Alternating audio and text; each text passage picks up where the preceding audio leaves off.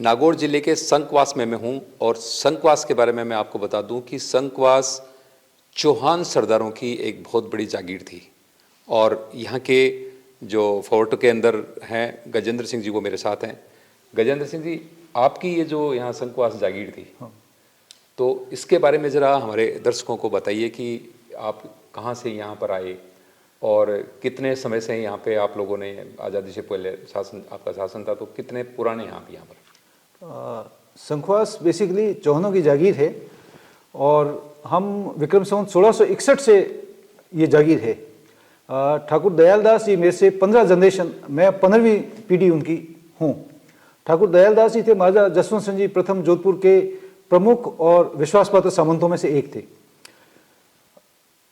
दयालदास जी जसवंत सिंह जी के साथ में हमेशा निकट रहे। दयालदास जी, उनके पुत्र चतुर्बुद्ध जी, अखेराज जी, ये सब उनके साथ थे और काबुल की लड़ाई में, मुहिम में, इवन जसवंत सिंह जी के धर्मत की लड़ाई में, उज्जैन के पास शिप्रा नदी के तट पे शहजादा मुराद और औरंगजेब की सम्मिलित सेनाओं के साथ जो succession of war for Mughal emperor हुआ था, उसके अंदर जसवंत सिंह जी की जो भयंकर लड़ाई हुई, उसके अंदर दयालदास जी, उनका छोटा भाई नारदास और उनके पुत्र किशनदास तीनों वीरगति को प्राप्त हुए। उसके बाद दयालदास जी के पुत्र चतुर्बुद्ध जी उनके उत्तराधिकारी बने। उस समय मराठास का इधर मारवाड़ की तरफ आना कम था क्योंकि उस समय तक मुगलों का दबदबा था। तो उस समय ये गुजरात साइड से मुस्लिम सूबेदार्स वगैरह कई बार आते रहते थे। तो चतुर्बुद्ध जी को दयालदास जी ने होटलू गांव है बालोतरा के पास, वो दे रखा था कंवर पद में उनके हाथ खर्च के लिए या प्रशासन व्यवस्था को सुचारू रखने के लिए। दयालदास जी के देहांत के बाद चतुर्बुद्ध जी संखवास आए और यहाँ रहे।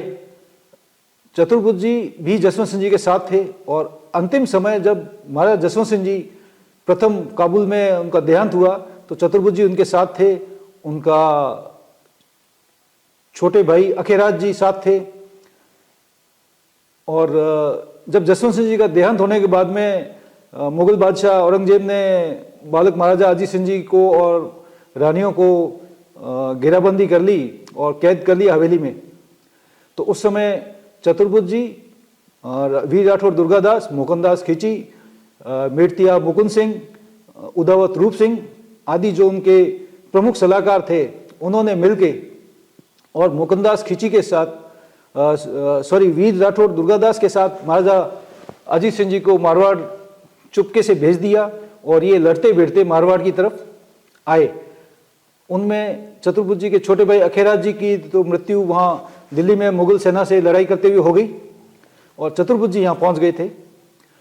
चतुर्बुद्ध जी के हम 5 लड़के थे, उनमें से राज सिंह जी के वंशज हम हैं। मोहकम सिंह जी, उनके बड़े लड़के लाल सिंह जी के वंशज कल्याणपुर वाले मोहकम सिंह जी के पुत्र हैं। हिंदू सिंह जी के वंशज जोजावर राखी और प्रताप सिंह जी के जो कुशवीर सिंह जी विधायक है, हाँ, वो आप ही के परिवार से? वो हमारे परिवार से। वो मेरे से करीब 14 जनरेशन का फर्क है। 5वें पुत्र थे प्रताप सिंह जी सिलारी, जो ये बिलाड़ा के पास आया हुआ है। चतुर्बुद्ध जी के जो लड़के थे अजब सिंह जी, उनके लड़के थे राज सिंह जी।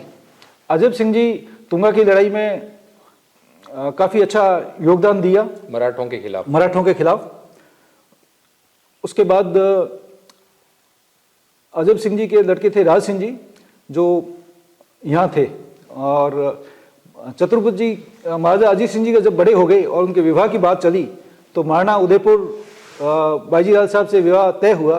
तो महाराणा साहब ने एक शर्त रखी कि आपका कोई प्रमुख सामंत अपनी पुत्री पहले महाराजा अजीत सिंह जी को पढ़नाए तो मैं ये विवाह मंजूर करता हूँ। तो उस समय चतुर्बुद्ध जी ने अपनी पुत्री का विवाह महाराजा अजीत सिंह जी के साथ किया। दूसरी पुत्री का विवाह वीर राठौर दुर्गादास के साथ किया। रिश्ते से दुर्गादास जी और महाराजा अजीत सिंह जी सगे साडू थे। आपकी यहाँ के जमाई थे। और उसके बाद में जो महाराजा अभय सिंह जी और महाराजा बखत सिंह जी थे, वो हमारे भाणेज थे। महाराजा अभय सिंह जी जोधपुर की गद्दी बिराजे और महाराजा भगत सिंह जी नागौर की गद्दी बिराजे। महाराजा अभय सिंह जी का देहांत होने के बाद में महाराजा राम सिंह जी जब गादी बिराजे जोधपुर, तो राम सिंह जी का प्रमुख सामंतों के साथ मनमुटाव या अंतर विरोध कलह की वजह से पाला बदलना, सत्ता का जो चक्कर चलता है हमेशा, वो चला और प्रमुख सामंत महाराजा भगत सिंह जी के पास आ गए और इनको उकसाया कि भाई आप जोधपुर के धनी हो, ये हो वो। उस समय का एक प्राचीन दोहा भी प्रसिद्ध है कि रामे सिंह राजी नी जोदानो आव धनी बख्तेश। तो फिर उस समय जो यहाँ से फौज गई नागौर से जोधपुर पे कब्जा करने के लिए, उसमें उसका नेतृत्व हमारे पूर्वज ठाकुर राज सिंह जी ने किया था और जोधपुर पे कब्जा करके फिर भगत सिंह जी ने उनको मुगल दरबार में राजदूत के रूप में भेजा कि बादशाह से जोधपुर के पट्टे की मंजूरी लेनी जरूरी थी। तो राज सिंह जी मुगल दरबार में गए, अपनी कूटनीति और राजनीतिक कार्यकुशलता से बादशाह से महाराजा भगत सिंह जी नाम पट्टा जोधपुर का इनायत करवाया और उसके बाद में सतारा मराठास के पास गए ताकि राम सिंह जी के पक्ष में वो मराठा नहीं आए। वहाँ से ये सब वृत्तांत कार्य करके जब आए और महाराजा भगत सिंह जी उस समय मेवाड़ में सिंगोली ठिकाना है, उस समय वहाँ उनका कैंप था। तो वहाँ जाके डेरे पे हाजिरी दी और सब वृत्तांत सुनाया। तो महाराजा भगत सिंह जी बड़े खुश हुए और खुश होकर सराहनीय सेवाओं के बदले राज सिंह जी की जागीर बढ़ा के अपने सिरे का उमराव बनाया। कुरब, सोना, ताजीम, सोने की मोहर दे के और उस समय 31,000 की रेख का पट्टा राज सिंह जी को दिया। और राज सिंह जी का मेन मराठा से संघर्ष करते उनका जीवन बीता। राजपूताना के इतिहास में एक ही वाकया है जहां की मराठा सेनापति की मृत्यु हुई और हापा सिंधिया को रामसिया गांव नागौर से 6 किलोमीटर दूर है, वहां मेवाड़ और मारवाड़ की सम्मिलित फौज ने मराठास का मुकाबला किया। उसमें मेवाड़ से सलुम्बर रावत चुंडावत जैत सिंह जी, शिवास ठाकुर कुंपावत वीरमदेव और मारवाड़ की सेना का नेतृत्व कर रहे थे राज सिंह जी। इन्होंने हापा सिंधिया को मरवाया। उसके बाद में हापा सिंधिया के बारे में सहित मैंने सुना है कि यहाँ पर किसी कायम खानी सरदार को भेजा था। खोखर जाति के होते हैं, खोखर, हाँ, खोखर को भेजा था। मेले के अंदर वो नृतक या सेना की फौज का मनोरंजन करने के बहाने वो कैंप में गया और वहाँ क्योंकि मराठास का सैन्य बल बहुत ज्यादा था, तो महाराजा भगत सिंह जी को राज सिंह ने अर्ज किया कि साहब खुली लड़ाई में तो हम इनसे पार नहीं पा सकते, तो एक बार इनको कब्जा हटाने के लिए, घेरा हटाने के लिए कुछ कूटनीति करनी पड़ेगी। उस चक्कर में उन्होंने ये करवाया। उसके बाद में फिर सम्मिलित पेशवाज आए और राज सिंह जी, सलुम्बर राव साहब, शिवास ठाकुर और विजयों का नेता विजय भारती, चारों उनके सहयोगियों के साथ रामसिया गांव में रात को डेरे पे हमला करके उनको मार दिया। राज्य की तरह से पूरा सम्मान दिया गया। राज सिंह जी के पीछे छतरी बनवाई, पुजारी रखा, उसके पीछे जमीन दी और राज सिंह जी मृत्यु होने के बाद में शंभुदान जी उनके वारिस बने। शंभुदान जी के कोई पुत्र नहीं था और उन्होंने अपने छोटे भाई के कनिष्ठ पुत्र शेर सिंह जी को गोद लिया। शेर सिंह जी बड़े दबंग और व्यक्तित्व के साहसी व्यक्ति थे। वो शेर सिंह जी महाराजा भीम सिंह जी के कट्टर समर्थक थे और भीम सिंह जी के अति विश्वास पात्र थे। जब महाराजा विजय सिंह जी ने भीम सिंह जी को किले से नीचे उतारा और भेजा तो जमर गांव में पठानों ने उन पर हमला कर दिया, जिसमें आधे से ज़्यादा राजपूत सरदार भीम सिंह जी को छोड़ के चले गए। उस समय भीम सिंह जी की जान बचाई। साकतड़ी की लड़ाई में महाराजा मान सिंह जी को काफ़ी हानि पहुंचाई और उनको जान बचाने के लिए जालोर के किले में शरण लेनी पड़ी।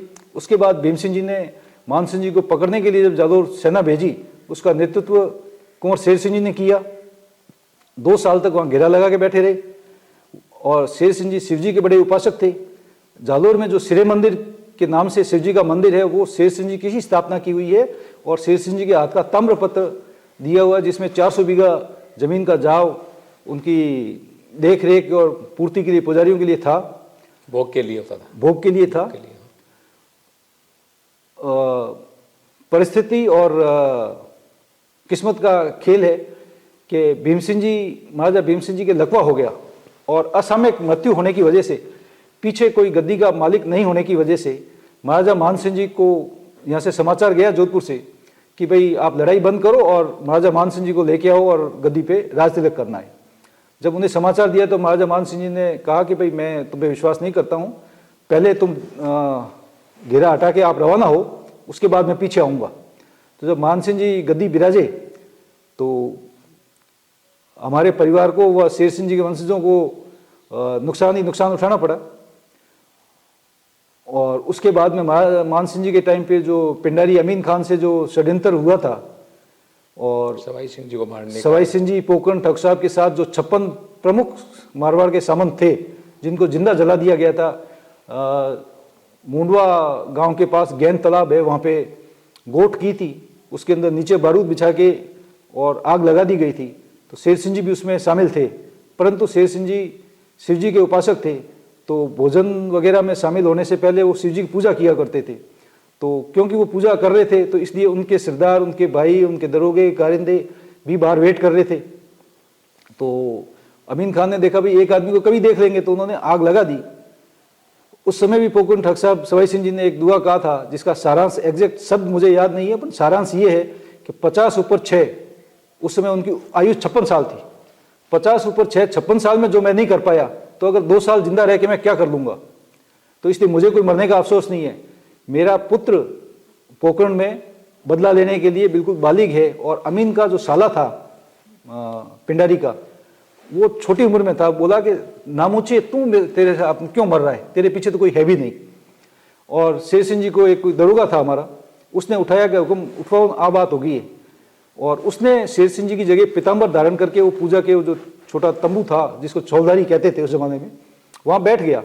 और शेर सिंह जी ने घोड़ों पे जीन वगैरह होती थी, संकवास शॉर्टकट से लिया और यहाँ आए। एक यहाँ से गुप्त रास्ता है मंदिर में, अभी भी है, उससे कोई कहाँ निकलता है आज तक किसी को नहीं पता। पुजारी वगैरह डरते हैं अंदर जाते हुए कि गुफा है जरूर। ऐसे गुप्त रास्तों से उन्होंने जनाना सवारियों को और कुछ सोना चांदी जो भी ले जा सकते थे लेके और बीकानेर की सरहद में घुस गए। उस हादसे में 56 जागीरदारों को जो जलाया उसमें लोन सर्वाइवर शेर सिंह जी थे। और उसके बाद में शेर सिंह जी की जीवित काल में ही उनके पुत्र जवान सिंह जी की मृत्यु हो गई थी। तो उनके पुत्र अभय सिंह